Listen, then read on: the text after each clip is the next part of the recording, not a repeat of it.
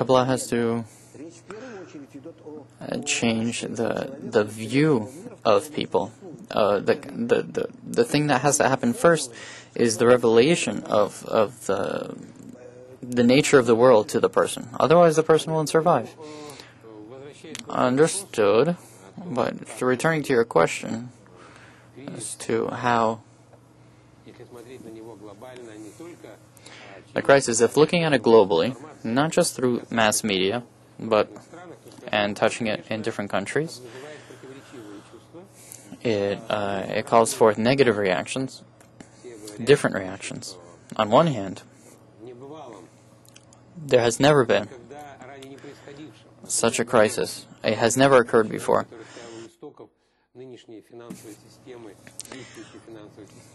In the financial systems that have existed in America, and the person admitted his mistake, that he didn't value correctly the risk that was in the development of the economy. And he said that these sorts of tsunamis happen once in a century. So just this admission speaks volumes. And you think this is a completely normal tsunami? Oh no, they're not saying that. He's saying that once in 100 years this happens. So we're gonna live through it, and then it'll be this, and then the same thing will happen. And Rav says that, in this they will die. And so, assuming that they can listen to your words, or what Kabbalah says, they have to live today. They have to receive the functionality of a live economic system. Because what's happening from America to China, from Iceland, who's asking credit from Russia, to Africa, where there's an unending situation. Everything is going towards solving problems today. So we can say, all right, everybody grab each other's hands, defeat, give us your gas and oil for free. Of course, this sounds fantastic, but I'm afraid that nobody will give anybody, of course, Rav Leibman says. And I'm actually going to demand more money for it. And on the other hand, this crisis is making a global Japan in the first parts of the 90s, when there was an economic phenomenon, the opposite of inflation, called deflation, and it couldn't do anything with it. And people were for credit, people were being offered money, just pure money, but people wouldn't take money because they wouldn't know what to do with it. Building wasn't worth it because nobody bought anything. This is one of the dangers that exists today. Maybe this is good from one side, because a big financial bubble, which actually was the reason for today's crisis, when there was a second virtual economy that was created. There was created goods for, let's say, there were goods that were in reality worth $1 trillion, but on paper they were worth 2 or 3 trillion. And as silly as this is, people lived on this money. They developed on it. They lived on it. So in sort of on paper, this money went back and forth as credit. On this money, the economy developed. China grew, Brazil grew, India. The economy of Russia grew. This is all the goodness that was in these countries. The economic fortitude was built on this economy. So the central banks of these countries, as soon as we found out that all of these are just on paper and not real, they have to be released and fed out of the economy,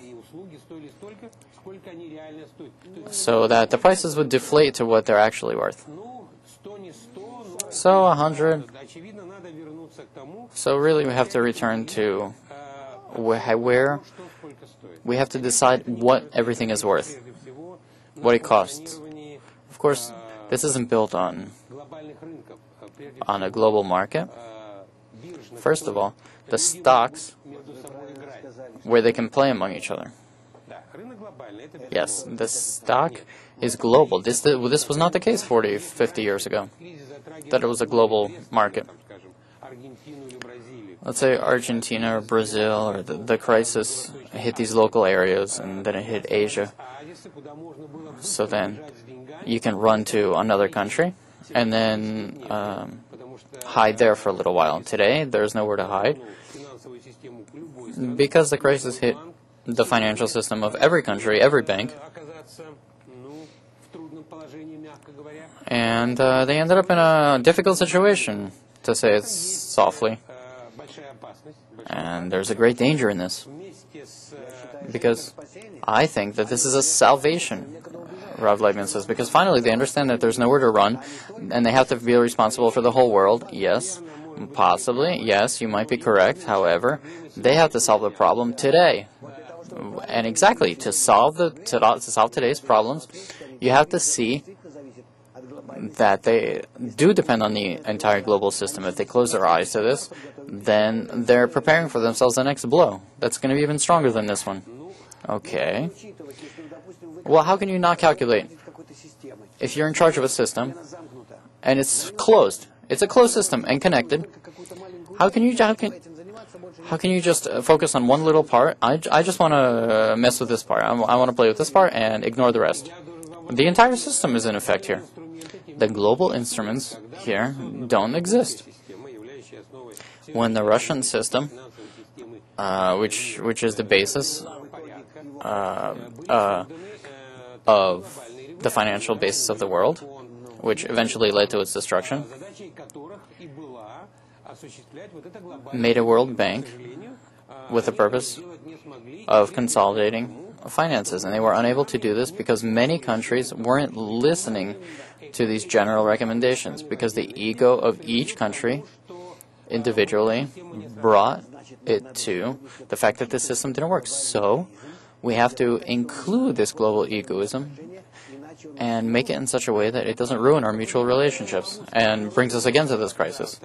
Yes, these people, as Soros and Warren Buffett,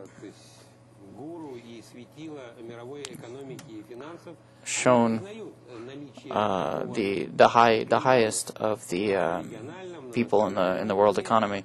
They admit the existence of this egoism, but on the other hand, they're not sure how to deal with it, because it's difficult to imagine for yourself, as you say, that people will start counting as all natural resources as everybody's, for example, and then start to use them together. Of course, there are some things that do exist in such a way. There are some programs where in some countries the money of the rich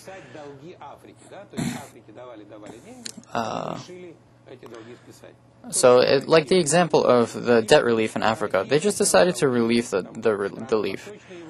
So when same thing happened when Russia relieved the debts of Western Europe, and when other countries would